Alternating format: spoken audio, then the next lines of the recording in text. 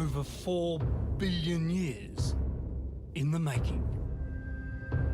An island adrift in southern seas.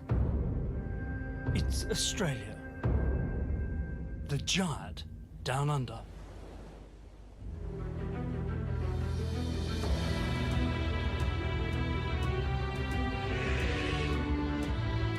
Step ashore and you'll find a young nation with all the gifts of the modern age. But move beyond the cities and an ancient land awaits. One nearly as old as the Earth itself. Australia is a puzzle put together in prehistoric times.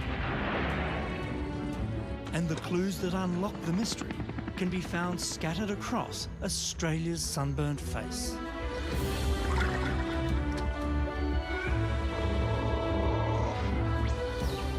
I'm Richard Smith, and this is an amazing country. I'll show you that every rock has a history, every creature a tale of survival against the odds. Join me on an epic journey across a mighty continent and far back in time. Of all continents on Earth, none preserved the great saga of our planet and the evolution of life quite like this one. Nowhere else can you so simply jump in a car and travel back to the dawn of time. In this episode, the beginning of it all. From a cosmic maelstrom, a planet is born. This is no paradise, but somehow life gains a toehold, then is nearly frozen out. This is the tale of the first Australians, how they survived and flourished. From Australia's ancient stones comes the story of our world. Australia's first 4 billion years, awakening. Right now, on Nova.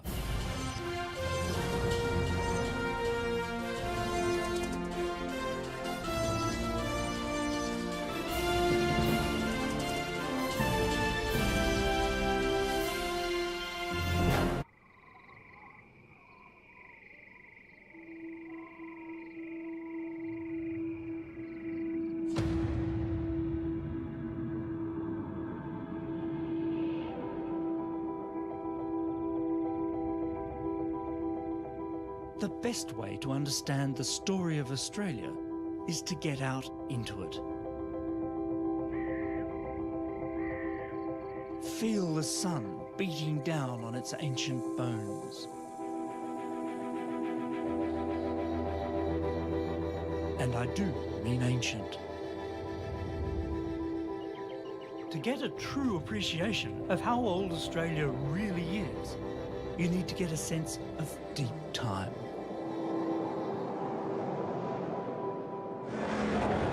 Okay, so this looks like a pretty ordinary four-wheel drive. But imagine just for a moment that it's fitted with a deep time drive. I simply dial up the time I want to go to, and by the magic of time-shifted GPS, it does the rest. You have selected the beginning. I've set the controls for 1 million years per minute. That's 60 million years of history for every hour we travel down the road. You want to see the real old Australia? It's quite a ride.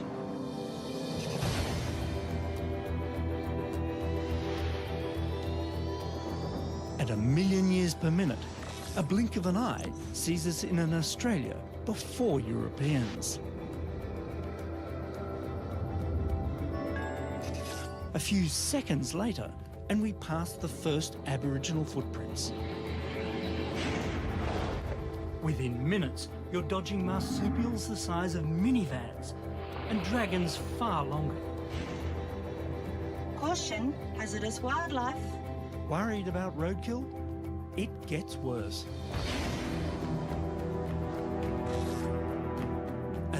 down the road and suddenly the land is dominated by dinosaurs. It will stay this way for the next 3 hours as we barrel back deep into the past. Recalculating deep time. Over 250 million years down the road of time, about 4 hours at this speed. And it's the world before dinosaurs. Even further, and there is no life on land at all. I drive on. At 500 million years, about 8 hours since we left the present day, all life is underwater and distinctly weird. But time is deep. There's still 90% of history to go. While the entire history of humanity occupied only the first few seconds of this journey, and complex animals the first 9 hours, I have to travel back over 2.5 days at this speed to reach the first stirrings of life. Caution, destination approaching. Finally, after over 3 days travelling at 60 million years an hour, I've driven back 4.5 billion years. I've run out of road. We have arrived in the darkness at the edge of time.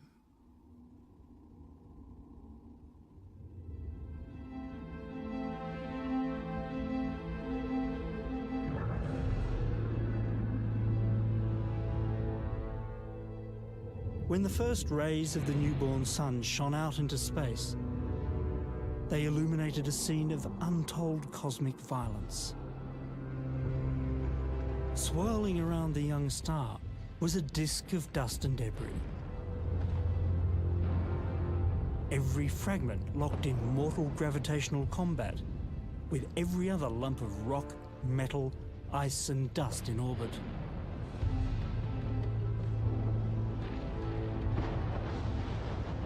This is the process of gravitational cannibalism that marked the formation of all the planets. And the Earth grew bigger and hotter with each conquest. The heat came not only from collision, but from the natural radioactivity building up inside. Then, just as the outer crust was beginning to harden, it's thought our planet was almost wiped out. Another competitor, this one the size of Mars, crossed Earth's path.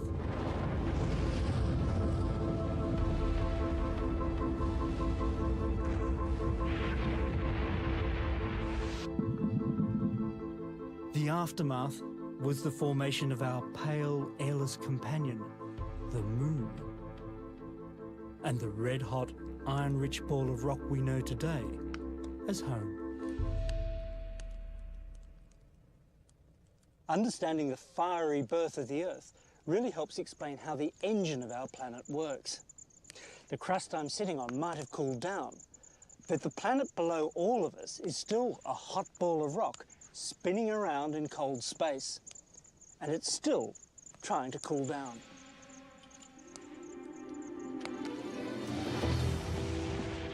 And as long as it cools, the continents we sit on continue to move. This is the engine of plate tectonics that's driven the story of our world since day one. And for Australia, we can pretty much date that first day.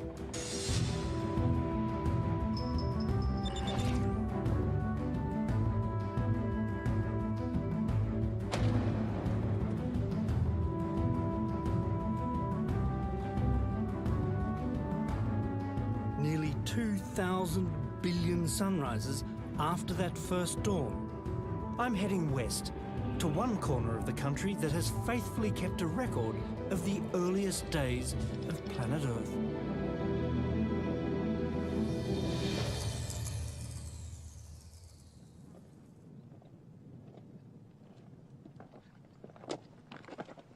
So we're almost there, just in front of us there. For decades, geologist Simon Wilde has been climbing the Jack Hills in Western Australia, date stamping the early Earth. And this is the famous Discovery Outcrop.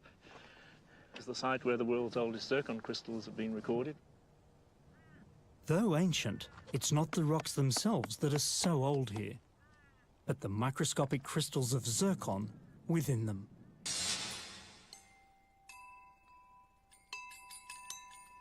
Known in the gem trade as poor man's diamonds, zircon crystals form when molten rock cools in the Earth's crust. And just like diamonds, zircons are forever. If you ever wanted to find a spot to ponder your oneness with the great age of the Earth, you couldn't do better than this rock, because within it are the oldest remnants from the early Earth ever found. Older than you and I by a mere 4.4 billion years. At just a whisker younger than the age of the planet itself, this tiny treasure, zircon W74, is the ultimate Aussie survivor. Recycled from rock to rock, zircons like W74 have resisted everything the planet has thrown at them. And yet they've somehow managed to keep a diary of the earliest days, locked deep within their crystal lattice.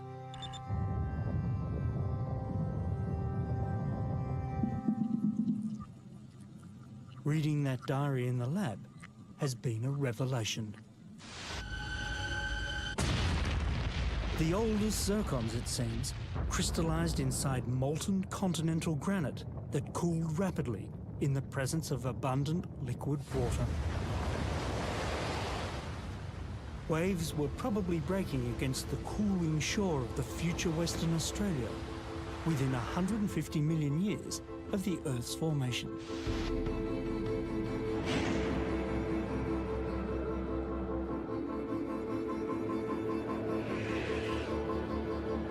Today's sun beats down here on tiny fragments of what may be our planet's oldest continent and much of the Earth's most ancient rock.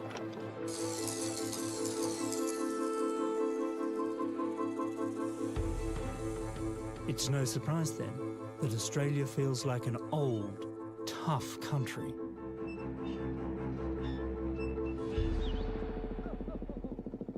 Within a stone's throw of the Jack Hills is nearby Malura Station.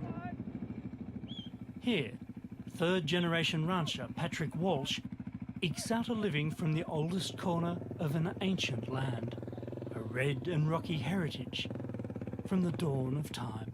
The geologists are up there getting terribly excited, bashing on rocks and getting things. Yeah, they're very excited. I always joke with them and say that that's the new G-spot in geology, because you get a good laugh out of it, and they, it is important. It did rewrite the geology books. That doesn't happen every day.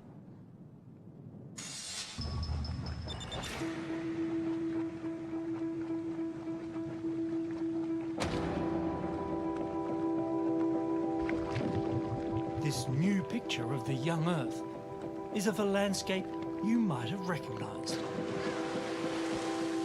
Rich in water, clouds and raw geology, but almost totally devoid of oxygen.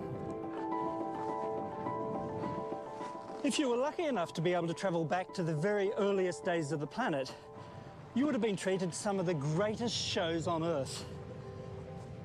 But you would have needed a lot more than a hard hat and a gas mask, because this was a very dangerous world.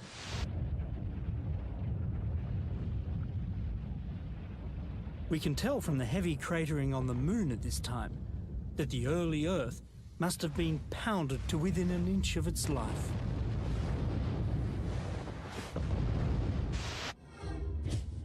You can get a sense of what this must have been like by visiting Wolf Creek Crater in the Kimberley.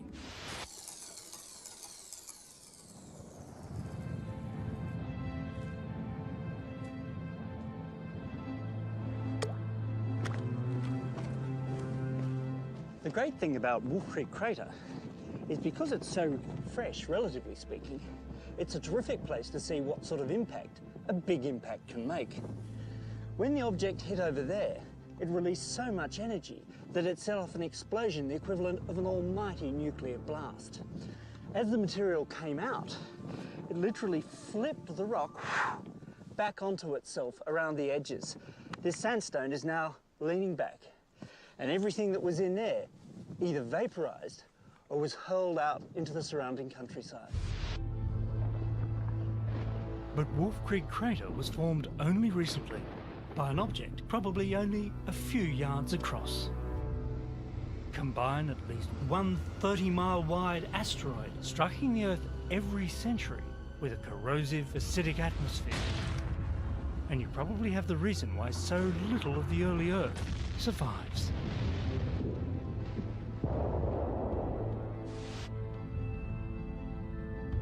The craters of the Moon show that the Great Bombardment slowed about 3.8 billion years ago. But while the Moon's face has changed little, the Archean Earth looked nothing like the world today. None of our familiar continents. No green blush of life on land.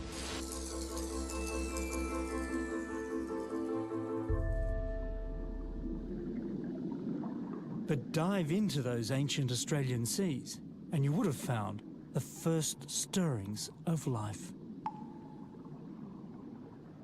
It probably looked like this: slime. Some of the earliest tantalising signs of what could be fossilised bacteria appear in Western Australian rocks around 3.5 billion years ago, not long after the meteor bombardment ended.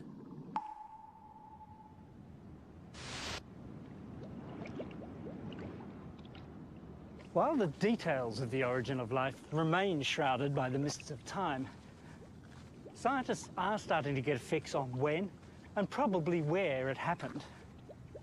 And one thing is for sure, the early Earth had plenty of the raw ingredients. A reliable supply of water, heat and biologically useful chemicals could all be found close to volcanic vents, like in these hydrothermal pools in New Zealand.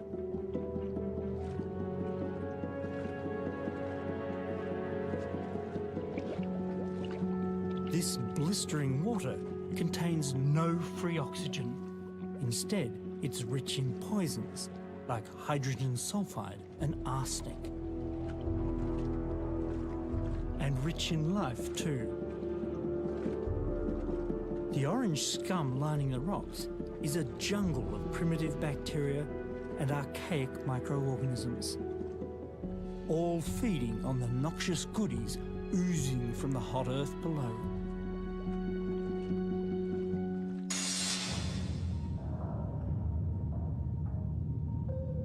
Similar environments have existed in the sunless deep sea for billions of years. Both habitats are home to the most primitive life forms we know, and both are closely linked to the dynamic tectonic world we now live on.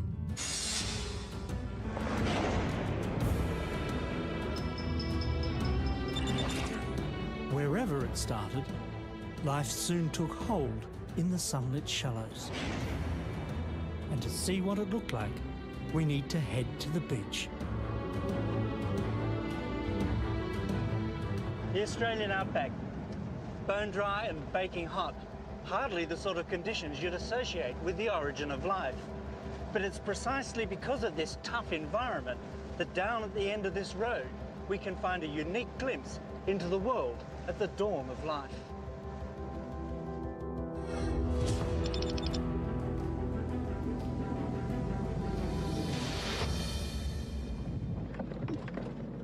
If you ever wanted to pay a visit to your most distant ancestors, then Shark Bay in Western Australia is the place to do it.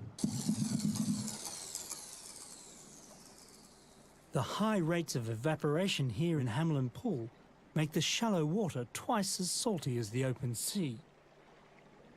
Just the sort of tough, preserving conditions for slow-growing old-timers who prefer to be left alone.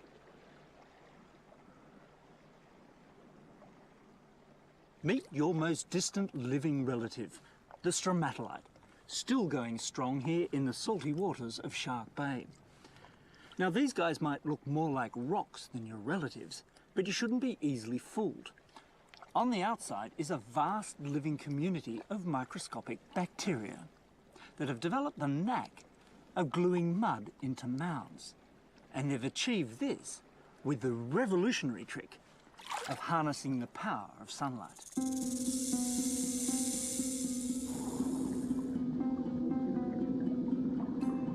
Photosynthesis changed the world. No longer slaves to volcanic energy, light-harvesting bacteria began to spread to any sunlit surface in the sea. And growing as stromatolites, they could even make their own. It's the ultimate living rock. How the bacterial colonisation of those distant shores began is a puzzle that scientist David Flannery is keen to solve. And a simple living algal mat offers a remarkable clue. It's much easier to interpret things in the fossil record if you have a modern example. Here's a piece of rock from Western Australia in the Pilbara. It's 2.7 billion years old, and it has a very similar structures, and it comes from a very similar environment. You can see the modern example is made up of these tufts and ridges and this polygonal pattern, and the fossil example is made up of the exact same stuff. They may come in a range of shapes and sizes, but these high-rise bacterial communities have barely changed in billions of years. To swim here is to take a dip deep into the past. This is a time tourist's trip to a 3 billion-year-old beach.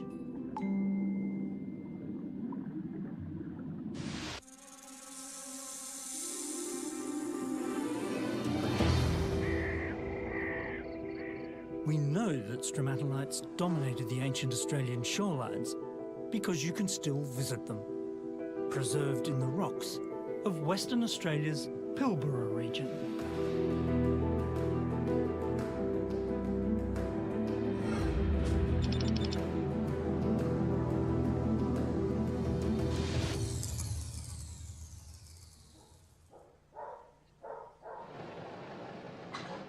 The town of Marble Bar, population about 350 plus a few dogs, claims the dubious distinction of being the hottest town in Australia.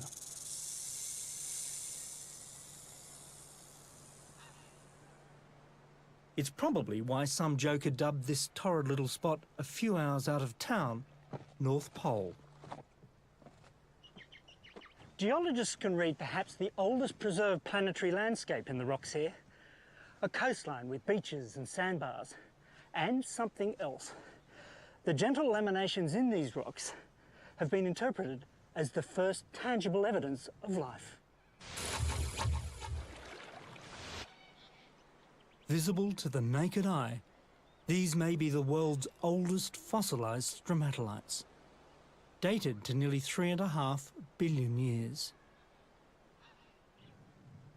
Though the biological origin of the oldest fossils is still debated, the Pilbara's rocky ranges are clearly awash with once living stromatolites that in places must have formed extensive coastal reefs.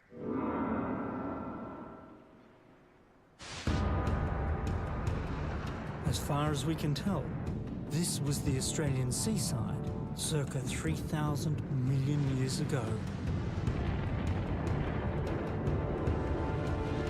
Stromatolites in the shallows, smoke on the horizon, fire in the sky.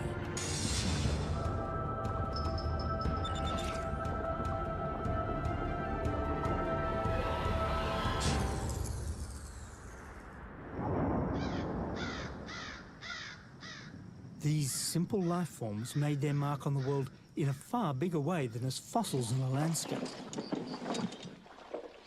They started making the landscape themselves. South of North Pole lies another Pilbara treasure, Karijini National Park.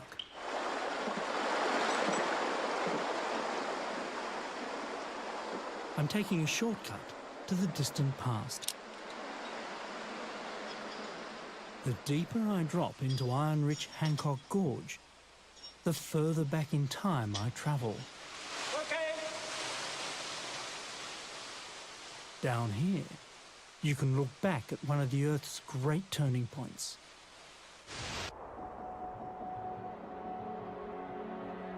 Two and a half billion years ago, the atmosphere was still without oxygen. But beneath the waves, stromatolites and their photosynthetic kin were steadily releasing this reactive waste product into the water. It didn't get far. The oceans were full of dissolved iron left over from the planet's formation. Mix oxygen with iron, and you can guess the result. The oceans began to rust.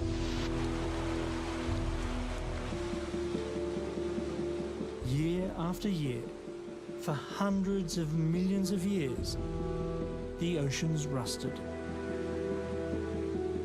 Layer by layer of rich red ooze settled softly onto the deep sea floor.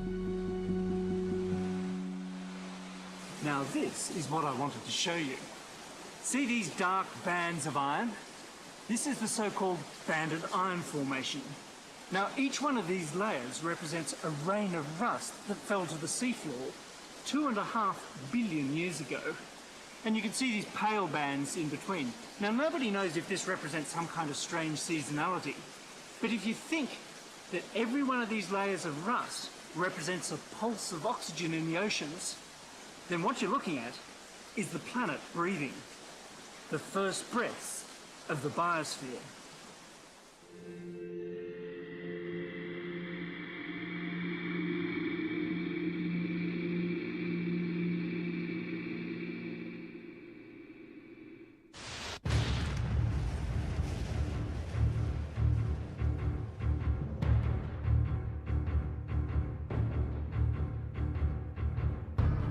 Today, that first biosphere breathes life into the Australian economy. The massive iron ore deposits of the Pilbara are the direct economic legacy of the rusting of the oceans. It's not until you stand deep in the pit of an iron ore mine like Mount Whaleback that you get the true sense of the scale of the rusting of the oceans.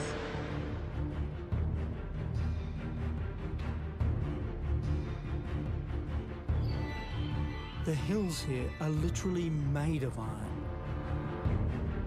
Every year, over 33 million tonnes of ore are mined at Mount Whaleback alone. And this is the business. High-grade iron ore exposed to sunlight for the first time in billions of years. Bang it together, it sounds like metal, and this stuff is heavy. All of this, Australia's great wealth of iron, because of a waste product pumped out by microscopic bacterial slime, operating on an industrial scale in those ancient seas.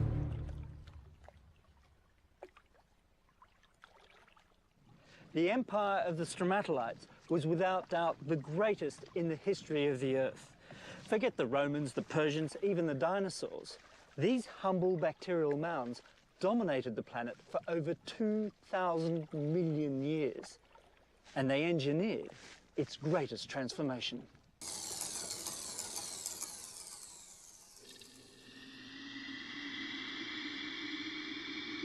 Once turned on, the oxygen tap could not be turned off.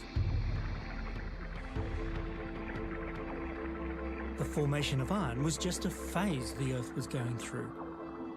After 700 million years of rusting, the oceans pretty much ran out of iron.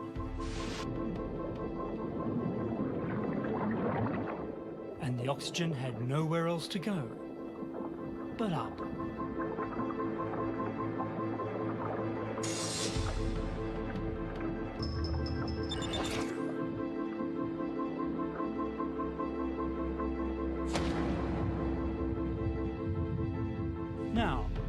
first time, oxygen began flooding into the atmosphere. It was to be the greatest pollution event in history. Without the oxygenation of the atmosphere, we wouldn't be here. Nor would the myriad species we share the planet with.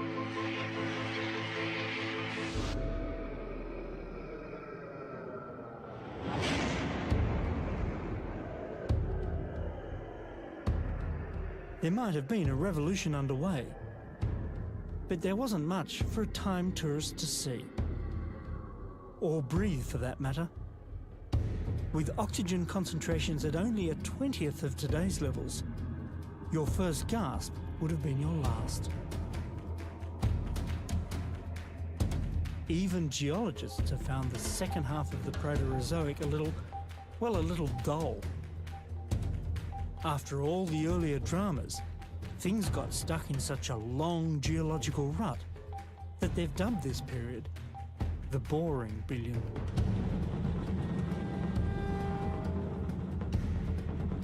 But it was quite a good time for continental construction. The hot planet below had been busy, pushing and welding together the ancient chunks of continental landmass that today make up most of the western 2/3 of Australia.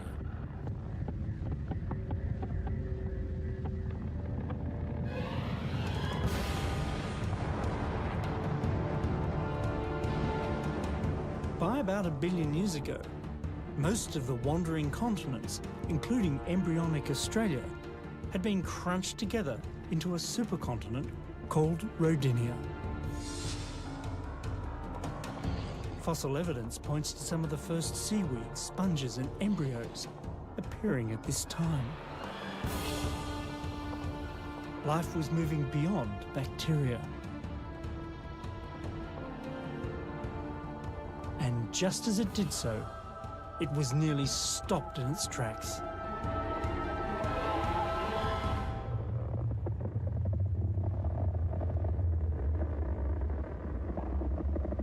Welcome to Snowball Earth.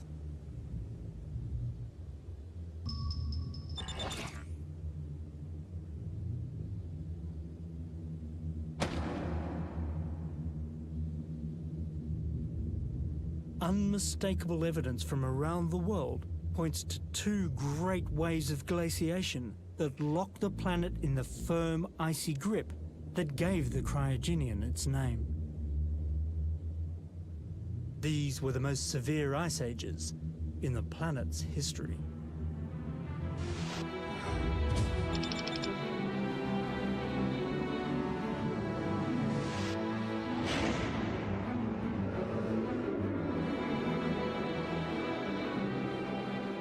The Flinders Ranges in South Australia seem a world away from a great global ice crisis. Yet it was here that clues to just such a calamity were first found.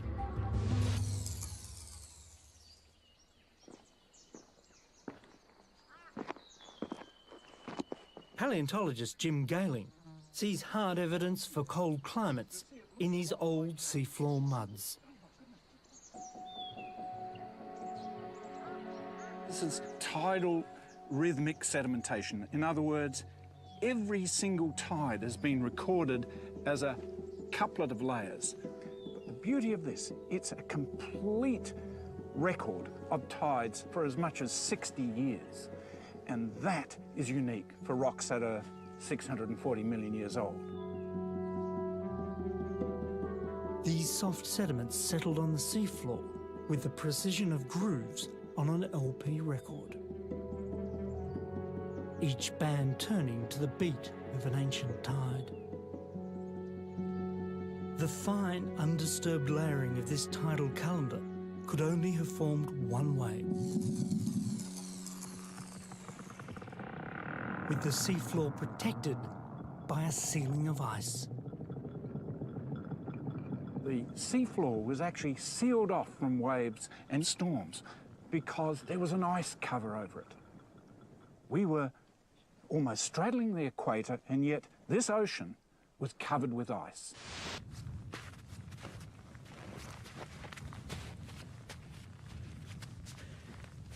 This is what we think the oceans of our planet would have looked like during one of these events.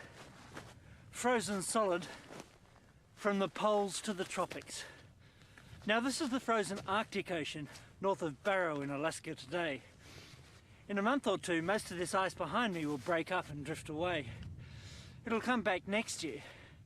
But just imagine if the ice set in not for a season, not for a century, but for 1,000,000 years, or even 10 million years. It's very hard to imagine anything surviving such a cold, cold world.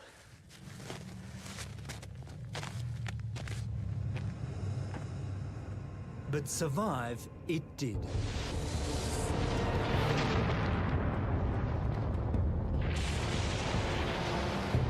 It was plate tectonics to the rescue. Furious volcanic eruptions, it's thought, primed the atmosphere with greenhouse gases. And the Great Snowball was soon followed by the Great Thaw.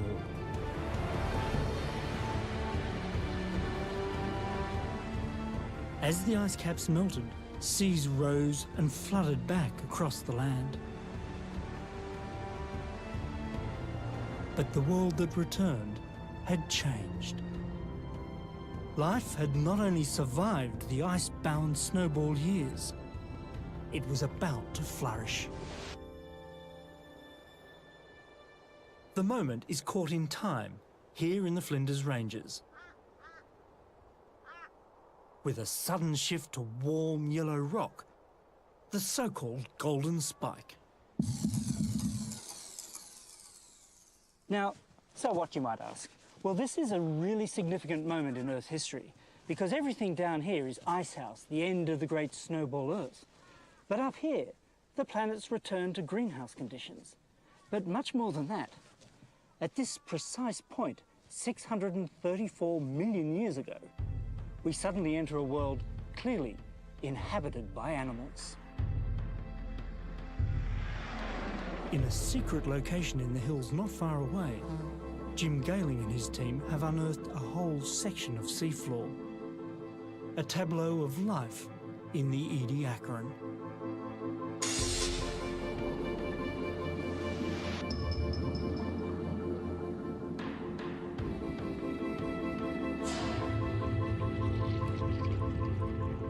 These are some of the oldest multicellular animals to be found on Earth. So significant that their discovery near Ediacara in the Flinders Ranges has given the age its name. So you're looking at a snapshot of life on the quiet bottom, just below the reach of waves during fair weather. Here was a garden of strange animals. Frond-shaped creatures feeding in the current. Others resembling anchors and throat lozenges.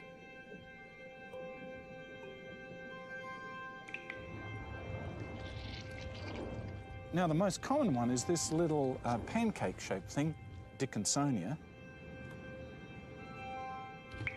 Like a puffed-up placemat, Dickinsonia could reach about 3 feet across.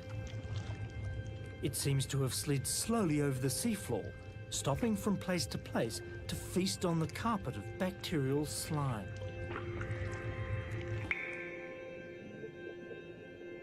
One of the puzzles has always been, though, how did these creatures feed?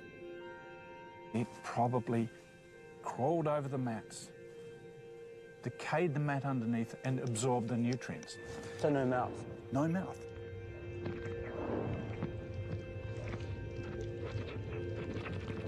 What is certain is that there were things moving about on the seafloor looking for food. What's this guy here? Oh, yeah. Now, that's one of my favourites. It's Spragina, and it's important because we see that there's a head end. It looks like a shield with a bulge behind that, which might just be concentration of its sensory organs. So a brain, an early brain. That's right. So the first smart creature on Earth, perhaps. Maybe the last. Sprigina was an animal on the prowl, a pioneer crawling into the record books right here on a long-lost Australian shoreline. The record that we have here is of the first animals, the Ediacrobiota, which could actually move and feed on the sea floor. And forever after, the Earth was going to change.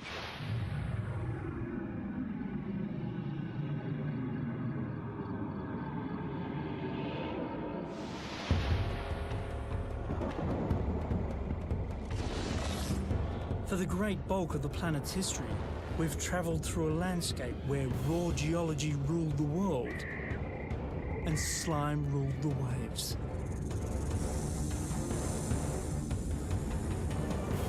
And now, after nearly 4 billion years on the road, we've arrived at the end of the beginning.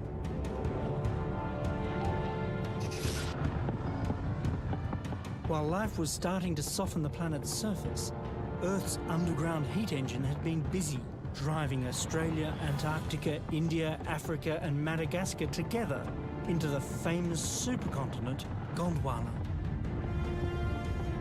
As the Gondwanan giant was shunted together, shockwaves rippled across the Australian mainland, pushing up a titanic mountain range, the Petermans, that once towered over central Australia.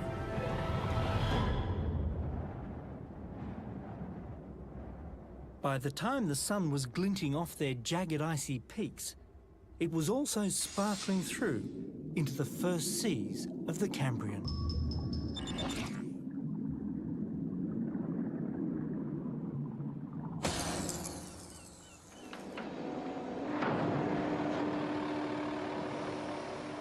There you go. Thank you very much.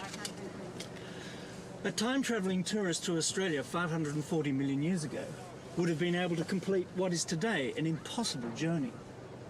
Push it right over that side, mate. Thanks, mate. You would have been able to board a ship somewhere to the north of Cairns and sail inland almost to the south of Adelaide. The eastern states of Australia, where they existed at all, were still mud at the bottom of a tropical sea. If you'd been able to gaze down into those warm, ancient seas, you would have seen that they were teeming with an abundance and diversity of life, the like of which the planet had never seen. It's been dubbed the Cambrian explosion, a reflection of just how quickly animals took over the oceans at the time.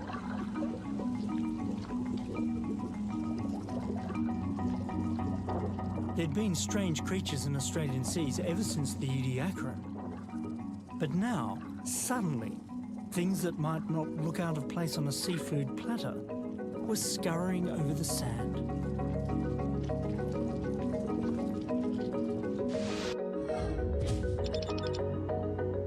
And one of the best places on the planet to meet them is Kangaroo Island.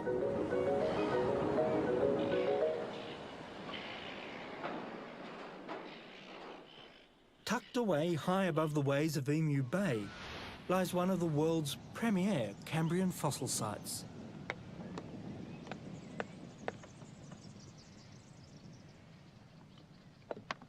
This is awfully good fun, but I have to keep on reminding myself that what I'm actually doing here is taking a 500 million year old rock, tapping it with a hammer, and coming face to face with perfectly formed little crustacean-like things that were scurrying around over 500 million years ago.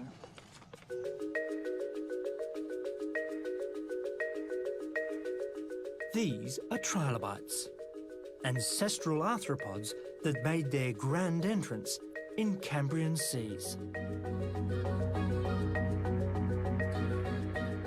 The Cambrian explosion was a time period in the history of life which is probably one of the most significant in Earth's history. We see animal groups that are recognisable today first appearing in the fossil record. So the arthropods, for example, things like spiders and crustaceans and insects, and the mollusks, another major group that we see today. They have their recognisable beginnings in the Cambrian.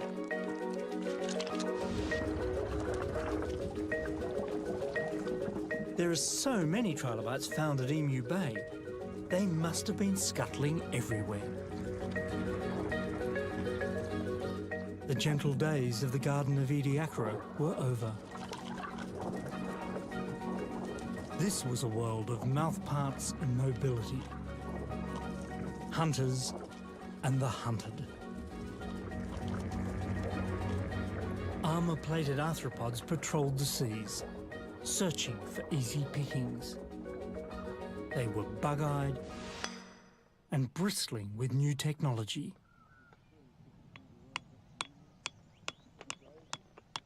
Astonishingly, some of their soft body parts have been exquisitely preserved. Here's looking at one of the world's oldest eyeballs.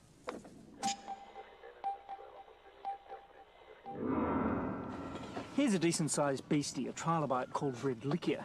Now you can see all its segments quite clearly, and you can see this beautiful head shield with these big spikes down each side. But if you look even more closely up here, you'll see its two antennae. Just amazing. Growing longer than a man's hand, Redlickia was the largest trilobite in these Gondwanan waters. But it was still well armoured with defensive spines. There was a good reason for this.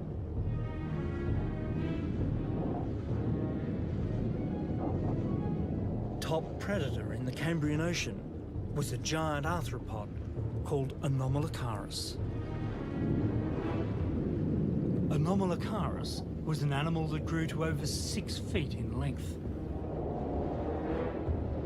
So this thing would have been fluttering around in the surface waters looking for probably other arthropods. Clearly, the evolutionary arms race had begun.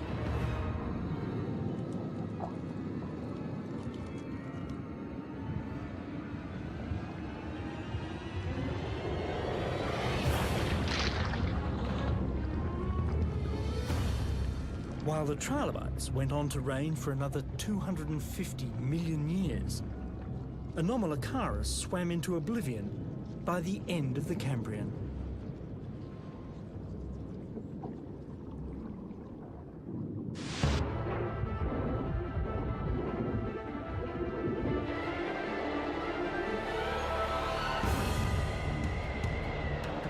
Back on land, and with no botanical protection, the high peaks of the Petermann Ranges in Central Australia were wearing away. For 100 million years or more, rivers had been tumbling from their bare, snowy peaks.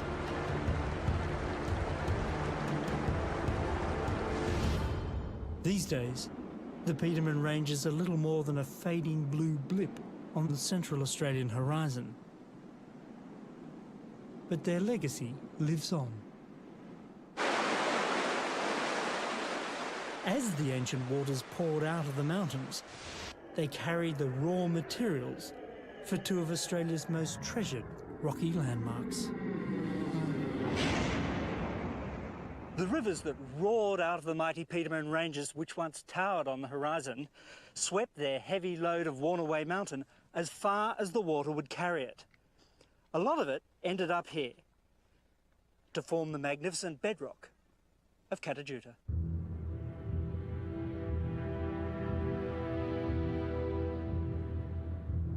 The smooth domes of Catajuta are the eroded remnants of a thick conglomerate of rounded river cobbles dropped by the fast-flowing water. A lighter load of sand was carried further afield. It ended up here, about 20 miles away, where rivers slowed as they met the shore. This is how Uluru, the great red rock in Australia's desert heart, began life. As wet sand from a recycled mountain range, settling at the edge of a now vanished Cambrian sea.